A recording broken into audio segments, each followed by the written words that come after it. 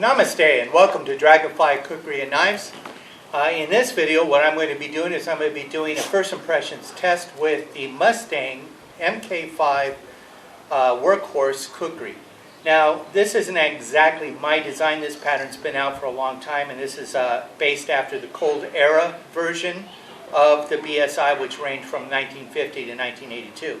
But what I did do is I did kind of profile the edge and profile the blade a little differently. We ended up putting a hollow forge or hollow grind in the blade starting from here all the way to the tip. So this whole area has been hollowed out a little bit to lighten the blade and also to balance this blade. This blade will balance on the tip of a nail. That's right where the balance point is. It comes with a stick tang. It has a Indian rosewood, or it can come with a horn handle, and it can come either high polish or satin finish like you see this one. This satin finish with the brushed bolster and butt plate and cap in brass is what they would call a raw version. I've seen raw versions where actually it's a black and steel on the side. This is actually polish. It's just a brush. It's not taken to the high polish. It is designed to be a workhorse. This is designed to be used and not to be afraid of it. So with this, I'm going to go do some of the same tests that I did with Sada, and we're going to just chop on this wood. We're going to cut into this a little bit, see if we get any failure or if we get any dullness. Now this one I have touched up the edge to my liking. So here we go. So far, she's taking wood. She eats. She's hungry. This is designed to be used out in the field. This is a kukri you're going to want to take with you backpacking, hiking, hunting. You can use it for a variety of different things. It is designed to be a workhorse, hence why I called it a workhorse. She's not the biggest of the Kukri, neither is a Mustang. Mustang's not the biggest of the horse, but they are feisty and durable horses. And so far, what I'm getting, I'm liking. I'm seeing that it's cutting, not smashing, and I'm getting some smooth edges. And I'm letting the Kukri do most of the work. I'm not using brute force to come down on it. I'm allowing my Kukri do the chopping for me. Alright. So, right here you can see a lot of smooth edges, which indicates that the Kukri is cutting the wood and not smashing the wood, and that's very desirable. Another thing too is you look at the edge, and hopefully it'll focus in here where you can see that edge, not very well there. But there is no chips, no rolls. Very sharp. It's dulled up a little bit where it's not shaving hair for me, but it's definitely sharp enough. Oh, there's hair. Definitely up in this area because that's where I've what I haven't used. Alright, let's see how the Mustang holds up to this piece of wood here. So I'm going to do maybe about 20 chops. I just want to bang into this wood and see what happens to the wood and to the Kukri. I want to see how well she's going to do in chopping, and I also want to see if she's going to get any rolled edges. This has been sitting out for a while. It's very hard, very dry. Yet you can see she's cutting into this wood. She's getting through this material pretty good. And that's what we want.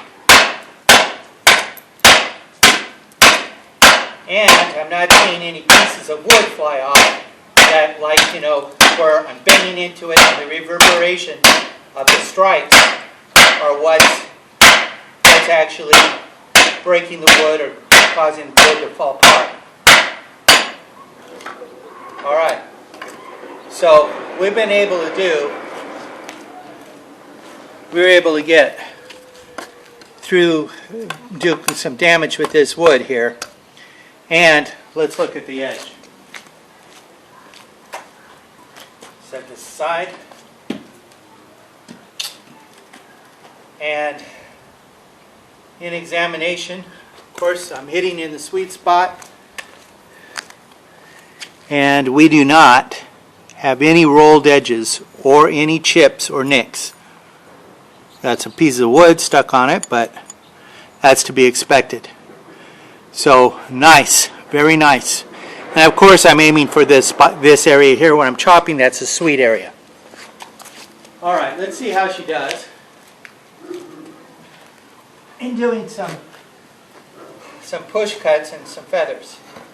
So right now I'm going to do some push cut, maybe for a notch. And she's well balanced, so I don't feel like she's going this way or this way when I choke up on it. Remember, the balance point is right about there. That's the balance point. So, with that, as I'm pushing into this, I have good control of doing some push cuts, maybe some notching. I can do it.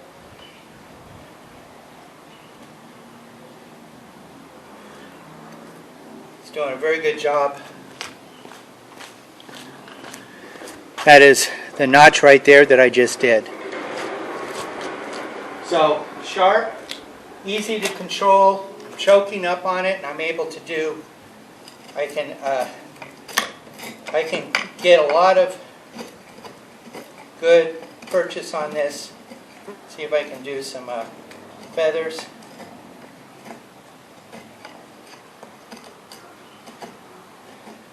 As they always say, you know, big knives aren't always the best knives to try to do feather sticks. I can definitely carve with it. It's wanting to take all the feathers off that I'm making, so I need to slow down, I think. But it definitely chews into the wood, and I can do it. With a little bit more control practice, I probably could get better feathers than I just did. But she's doing really good. She will perform for you. No rolled edges, no chips, and yet she can still chop and perform very well. And I don't feel like I've compromised the edge in any way. Very comfortable in hand. I don't, because of this this hollow grind in this area here, I don't feel any reverberation coming to the hand during the time of chopping. And she feels very light and controllable. And even though it has a semi-oval shape, it's not rolling around in my hand.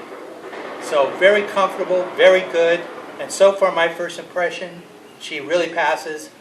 This is a pleasure to use. And look for more testing. I'm going to do some more videos where I'm going to put her a little through some harder tasks. I'll do some better, find some better wood to do feather sticks with, and give some demonstrations on her performance there. If you like this video, please like and subscribe. Leave any comments or questions there. Also visit my Facebook page, a Blue Dragonfly Trading Post, and leave any questions there as well. Visit our website where you will find the Mustang MK5 workhorse. Thank you very much. Namaste and God bless.